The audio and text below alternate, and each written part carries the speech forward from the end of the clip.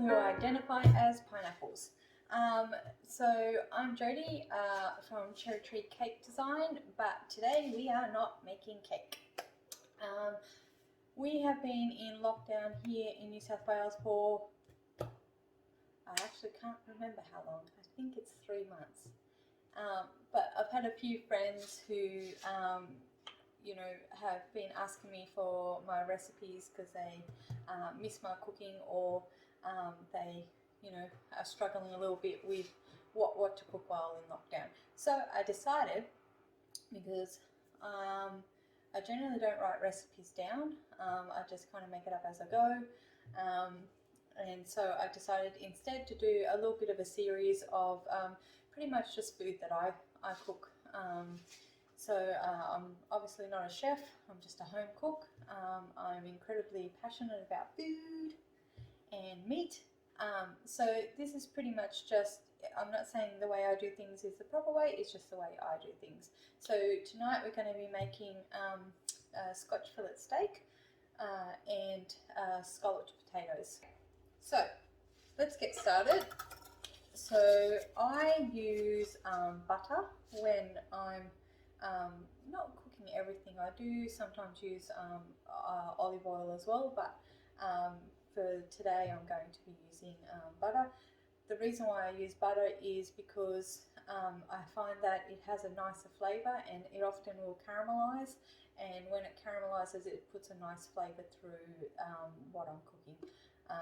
So because I'm going to be adding cream, so this isn't a healthy meal by the way, because I'm adding cream to my potatoes, I don't want to add a lot of butter because it will just make your food too oily. I just want to add a little bit to start with.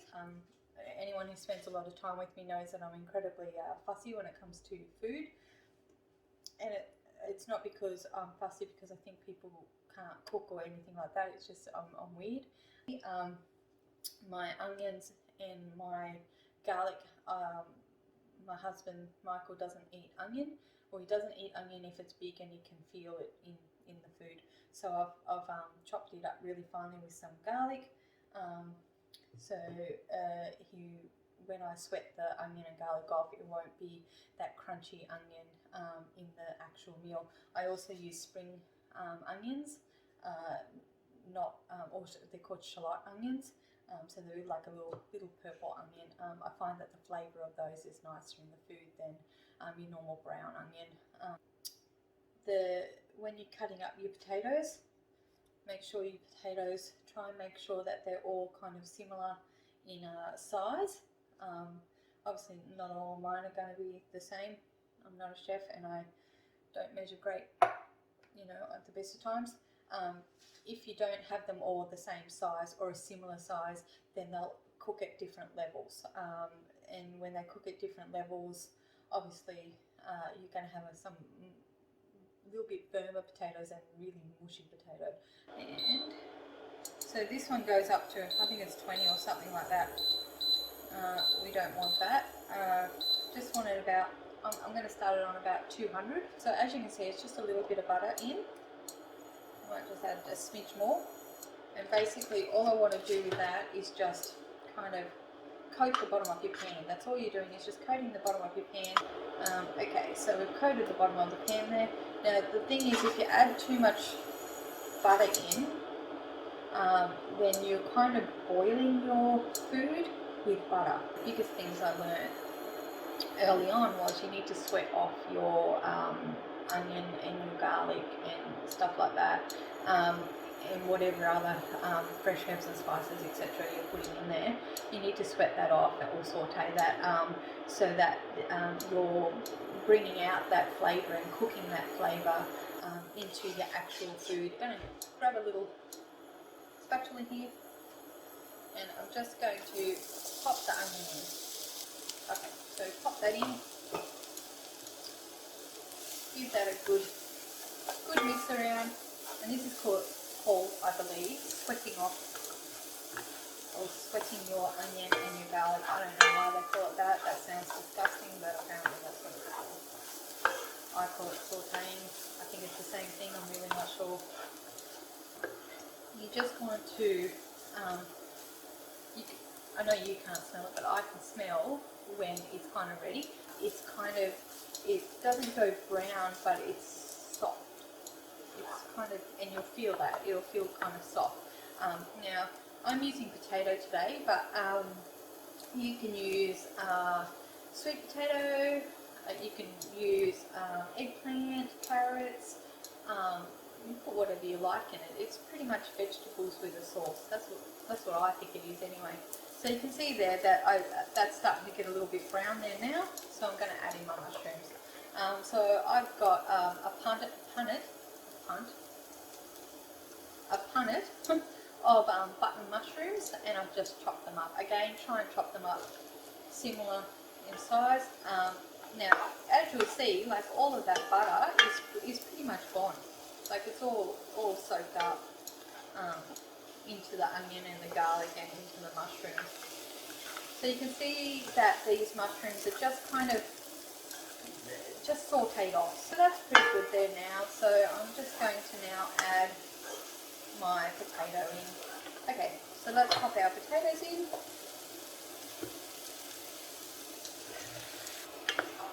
So I used 3 cloves of garlic and 1 shallot onion, just in case you're wondering. And I used 6 potatoes.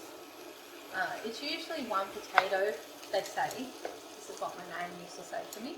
It's 1 potato per person plus 1 for the pot. Okay, so these are almost ready. As you can see, they're just a little bit coated. The onion, mushrooms and the garlic have started to infuse with the potatoes, which is what you really want. Okay, so we're going to add our cream.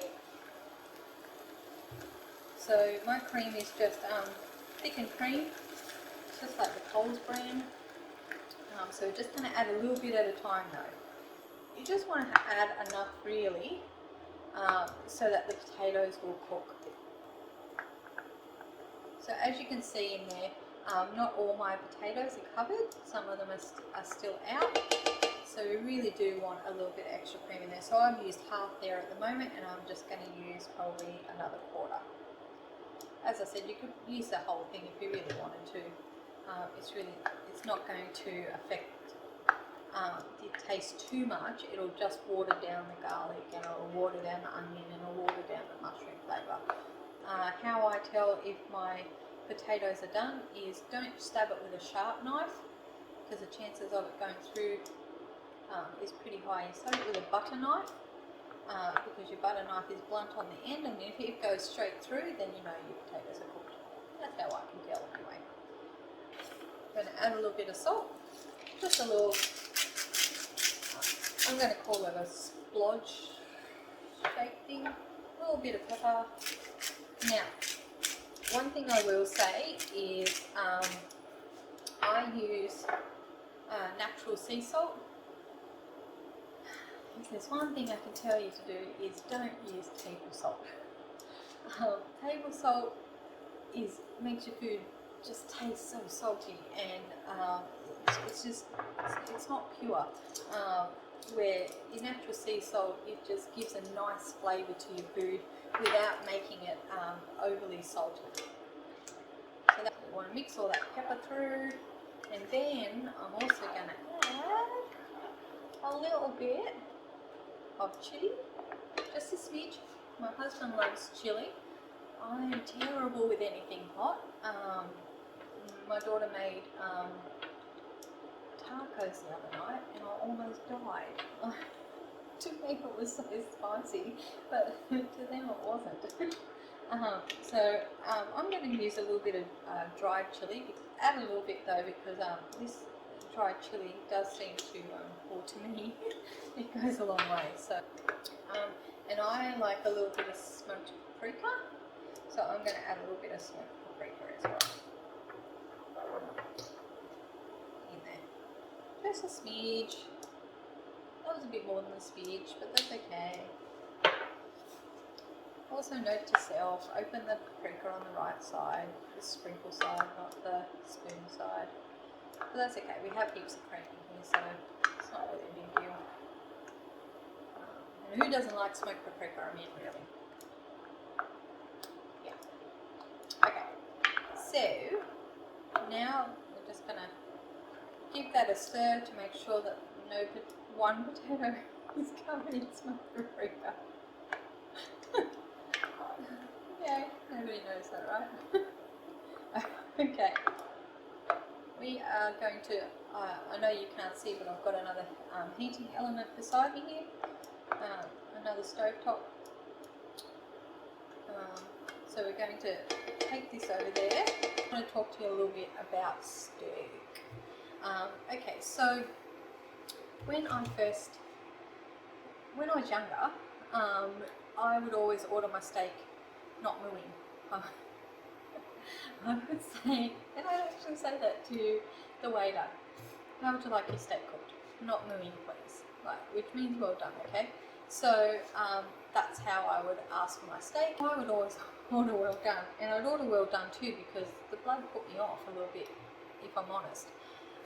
And so one day we were at a steakhouse, and I was a bit older, and I'd asked for a well done steak, and it came out with your little tag thing that said well done, and I cut into it and it was medium rare. Now I'm not the type of person who will complain, even if I don't like the food. I generally won't complain unless I really can't eat it, and then I'll say something because you know, you don't get better in what you're doing unless people are honest with you. So I didn't send it back. I was starving hungry, and I'm like, you know what, I'm just going to try eating medium rare steak. And it was really good. So from then on, I've always eaten like medium rare to even rare steak.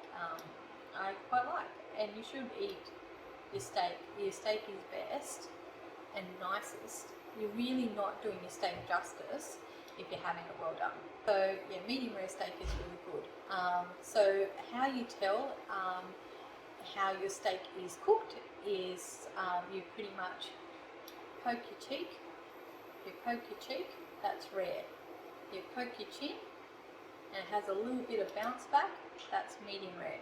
If you poke your forehead, you've killed the meat, it's dead, well done, gone. And you should always have your steak at room temp. Now, I used to be very, very paranoid about leaving my meat at room temp. Like, I'd hover because I'd be like so scared that I was making the meat rotten, that it was going to be disgusting and it was gross, but in actual fact it seals in the juices of the actual meat, and it's a lot more tender once you've cooked it. So yeah, these are nice pieces of Scotch fillet steak from my butcher, and they're not quite at room temp yet. Yes, I am sticking my fingers in the steak because I'm only feeding them to my family. I wouldn't normally do that. Now, the other thing you need to remember is you just don't want to shove these in the pan. Like, you should always season your meat. I think you should always season your meat. It just tastes a lot nicer if you season it. So I'm pretty simple with my seasoning for my Scotch fillets. Literally salt and pepper. Again, sea salt. Do not use table salt, please. So I just do a little spritzing, and then I add my pepper to salt the other side. Now, in the meantime, our scalloped potatoes are simmering quite nicely over there.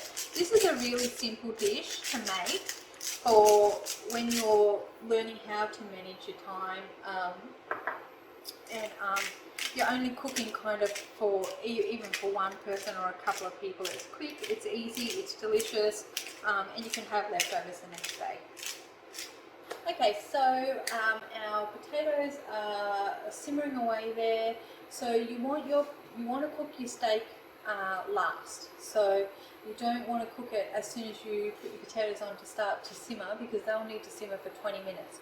So you want to put those on for about, let them simmer for 15 minutes, and then once your steaks reach room temp, after they've been simmering for about 15 minutes, that's when you want to cook your steak, because if you cook your steak too early, it'll be resting too long, and it'll be cold or overcooked.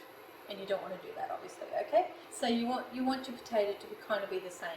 You want it al dente, so you want it to have that little bit of firmness still about it. Now, the biggest thing you need to know about cooking steak or meat is, and I know I said this before, but I'm going to just say it again, make sure your pan is hot, like simmering hot, okay?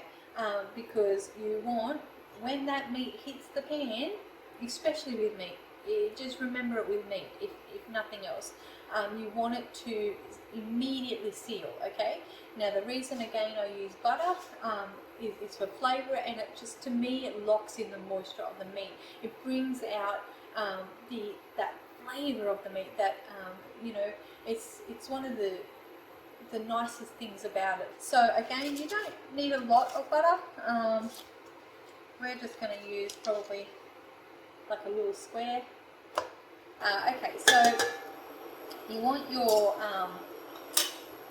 especially when I'm cooking meat, this is my little way of doing it, but I really do want that butter to kind of caramelize, because it does just give the meat a beautiful flavour. Like, I'll come home to Michael, I'm like, you should see these beautiful Scotch fillet steaks I got today. I can't wait to cook them. And it probably thinks I'm weird. Ideally with steaks, you only turn them once. I'm actually not sure why you do that. I think it just locks in the moisture and keeps the steak nice and tender, rather than keeping turning it all the time. So I'm just going to give that a little bit of a tilt in the pan there. So that's piping hot, ready, as you can see. Ooh. Okay, so we're going to pop our room temp steaks in. Now you want to lay the steaks away from you. Away. If you lay them forward towards you, you're probably going to get splattered by butter. So lay them away from you. You hear that nice sizzle. Okay, next one. Now you'll also notice that the steaks are all very similar in size. Now I'm not saying that I don't still get it wrong. There are some times where I've just slightly overcooked it. I don't overcook it to the point where it's rubber anymore though. So I'm just going to move that around a little bit. Now obviously, I said to you before,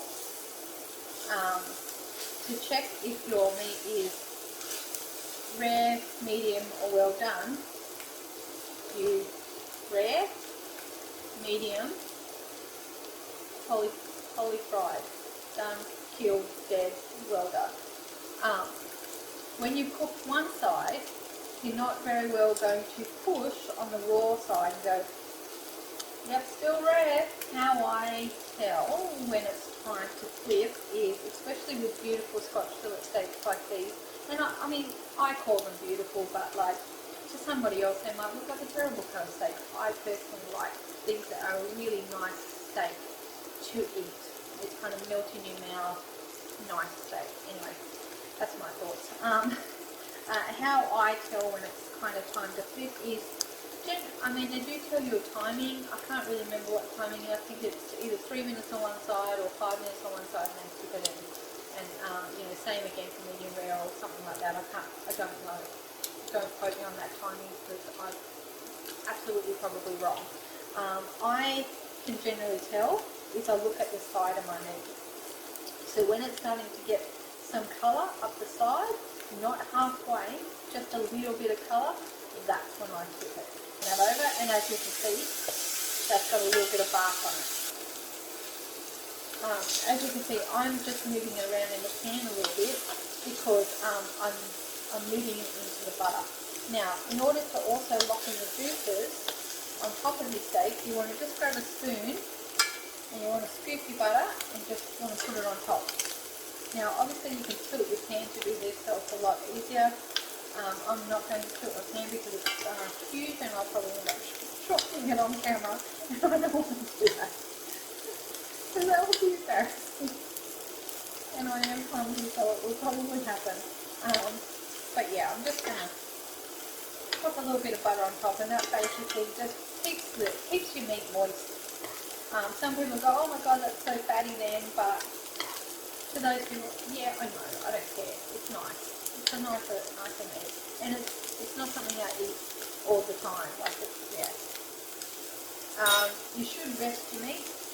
Resting your meat again, to me, and please if you're a chef correct me, but to me I feel like resting your meat locks in that flavour, and it helps it cook to where you want it to be at, and it's just nicer to slice into, nicer to eat than eating it straight hot. Like it's still hot, but it's not piping hot kind of thing. And it also, resting your meat allows any, because it's medium rare or rare, allows any of that blood residue, there's no nice way of saying it, sorry, that blood residue just to come out onto your board instead of onto your plate with your salad and your potatoes. Pretty much done there. Nice. A little bit let go. That one's pretty well ready. I'm going to bring that one out. We're going to sit it and we're going to rest it. Now I'll just show you what I'm sitting that on because those can be a little bit longer. I've just got a woody. I've got a wooden. Not a wooden. Chopping board. Oh my god. I've got a wooden chopping board. Can you tell this is my first video? A wooden chopping board, and it's just resting on that, okay? Ooh, the steam face will happen. Okay, that's feeling nice there as well, and so is that. So we're going to pull those out without burning the holy firecrack out of ourselves, and we're just going to rest those now. And they don't need long to rest. I only rest them for about 5 minutes. If you have a look, that's pretty much medium rare.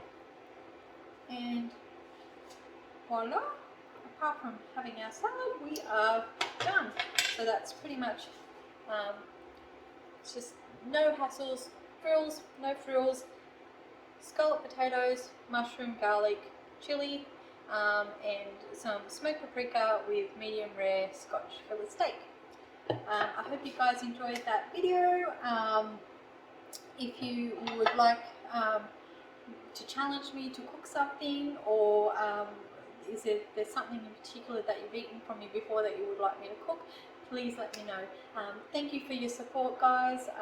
You know, videoing is new to me, so measuring stuff is new to me. So I really appreciate your support. Thanks, guys. See you next time.